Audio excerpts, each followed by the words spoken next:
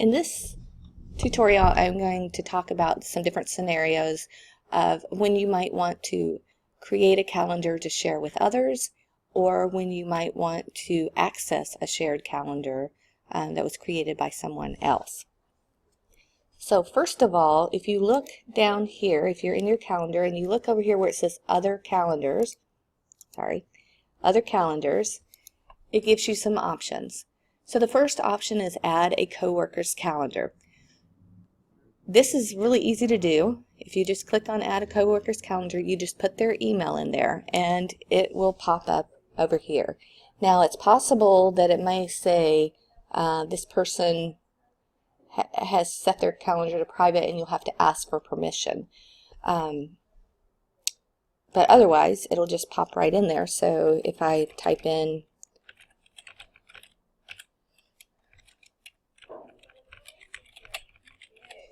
and I click Add, then that calendar just adds right there, and so I have access to that calendar.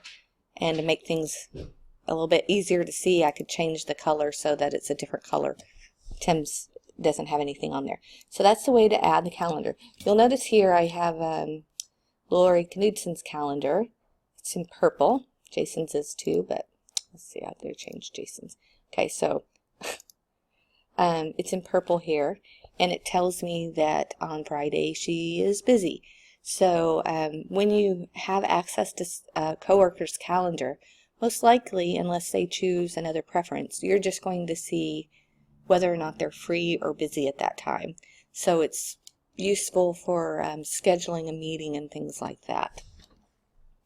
Okay, so that's the first thing is a coworker's calendar. Now if you have created a calendar or someone else has created a calendar, so these are your default calendars that are able to be shared by your email. But let's say you've created a calendar for your science assignments or something like that. So what you would do in that case is after you've created the calendar, and to create the calendar you go to My Calendars in this little drop down and create a new calendar. So you can create as many calendars as you want. You could have one for each class or each subject or whatever you want to do.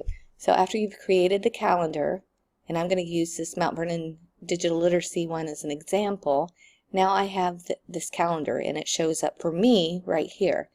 If I want to share this calendar with one other person, I could click Share Calendar and I could type in their email and then they would have access to that.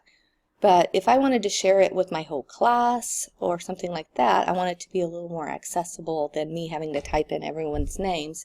What I would do is I would go to Calendar Settings, and I have a couple of options. One option is if I have a web page or a blog or some place where I can paste and embed code that my students will be able to see, I could copy that embed code right here and paste it in my website or blog, and it would show up looking like this. So here's my calendar here, and so then my students would know this is where their science calendar was or whatever. So it would just show up right in there. So that's one way to share.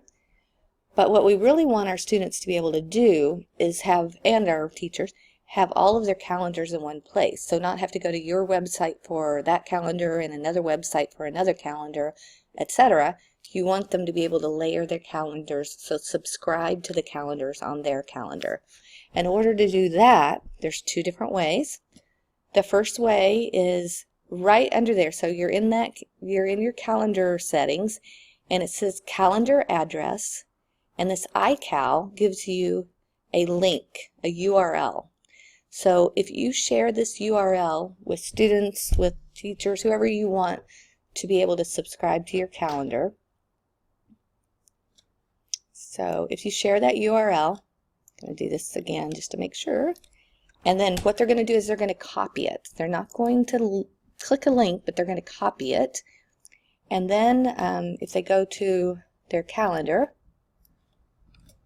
so they're in their calendar now, they would go to Other Calendars, Add by URL, and they would take that URL that you shared with them in an email or you posted on a website or wrote it up on the board, whatever you did with it, and they would paste it right here. And then they could click Add Calendar, and that calendar would show up in their other calendars over here.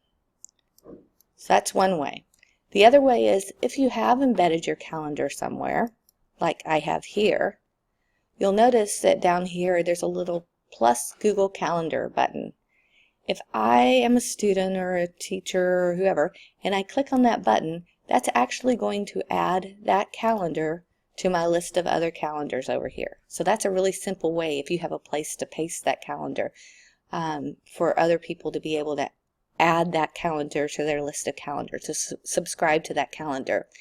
A nice other thing about that is they can actually just add an event in that calendar to their calendar.